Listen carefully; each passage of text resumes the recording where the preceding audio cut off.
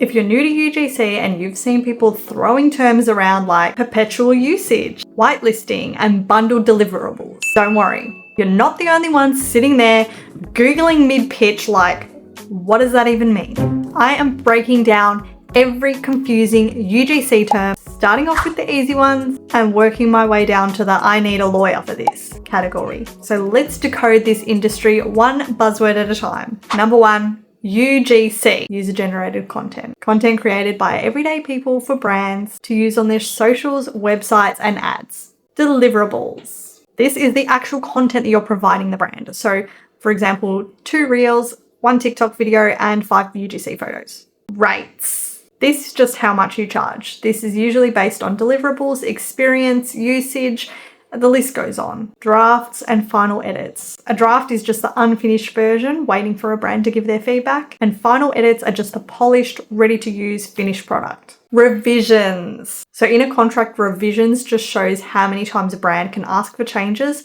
before you start to charge extra. For example, you might say, this contract includes 1 revision, or if you don't want to do that, you would just write, extra charges apply for revisions. Usage rights. This refers to where and how a brand can use your content. So they may want to use it on Instagram, TikTok, their website, and you can charge them for that. Organic use. This is where a brand wants to post your content to their feed with no paid ads and no boosting of the post. Paid ads, you said? Paid ads and ad usage. Brands might like your organic content and want to turn that into an ad and just put some spend behind it to see if it'll reach an audience. This costs more. Tricky one, perpetual usage rights. This means a brand can use your content forever.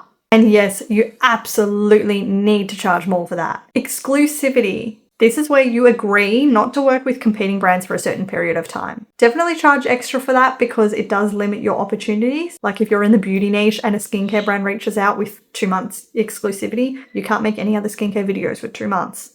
Whitelisting and Spark ads. This is where the brand runs ads through your account. So you'll do the post and then accept them as a paid partner and they can put spend behind the video to make it an ad. For this, I would just charge usage rights on that because you're not only lending your face, but you're lending your name and data as well.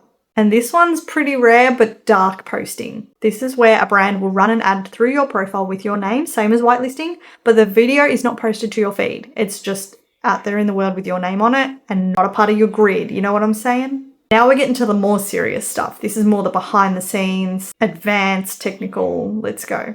Content licensing. This is the legal permission that you're giving the brand to use your content. And it should be clearly stated in your contract. Why? Every time I film, why is there a bug? Honestly, freaking Mozzie. Raw files or raw footage. These are your unedited files. Some brands want them, so you should charge extra. I actually charge a lot for raw footage because they can turn it into anything they want. It's like giving them full creative control over your work. And on a side note, a lot of brands will pitch to new creators and be like, don't worry, Dal, you don't have to edit nothing. I'll just take all the raw footage and edit it myself. And that's how you get sucked into creating like 5 different ads for the price of 1. Usage extension. If a brand wants to continue using your content after the agreed timeline, this is a usage extension and that would require a fee. Bundled packages and tiered rates. This is where you offer multiple videos, multiple photos at a set discount. Don't discount too much, otherwise it's not worth your time. I definitely have learned that.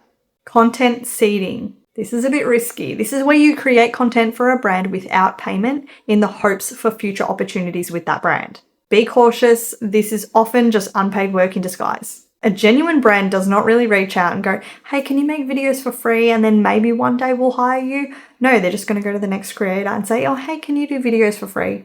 I'm not about it. You do you, but if I want to do something gifted, I'll do it. But as soon as they tell me, oh, we might have you in the future, nah, you're not. Don't lie to me. You've probably all heard what an NDA is. It's a non-disclosure agreement. This just means that you cannot share what you're working on publicly yet. This is totally normal for bigger brands and unreleased products. Net 30 and net 60. This is how long the brand has to make payment after you complete the video. Net 30 just means 30 days, net 60, 60 days, but always check this before agreeing. I haven't done this yet. Personally, I make sure that I get paid up front. That's it. As soon as I send that watermarked content off, pay up because I'm not posting and I'm not sending you the footage until I'm paid. But that's just me. And if a brand wants to work with you, I'm sure they'll find a way. And on a side note, watermark. If you don't know what a watermark is, that's just where you put something across your video photo. That way it can't be stolen. A brand is not going to run an ad with your name across a screen covering everything. A few pointers that I wish I knew sooner. If you're not sure what a brand means, just ask them. It's professional to ask. That way you know what's going on. When a brand wants full usage and raw files, it's not a $150 job. Put all terms in writing. Even if it's just a very clear, easy job, put it in an email thread. And it's okay to Google stuff. I Google every single day. I'm on ChatGPT like, hey, what is this? What is this talking about? What does it mean? I'll literally get a brief and I'll be like, make this make sense. What are you asking for? If this video helped clear things up for you, let me know in the comments. And if I've forgotten anything, drop that in the comments too. I'll be happy to answer and explain each term. For me, the most confusing one was perpetual usage rights. Such a tongue twister, man. But also don't forget to subscribe because I'm on a mission to make UGC easier, less of this gatekeeper stuff, and I'll see you in the next video.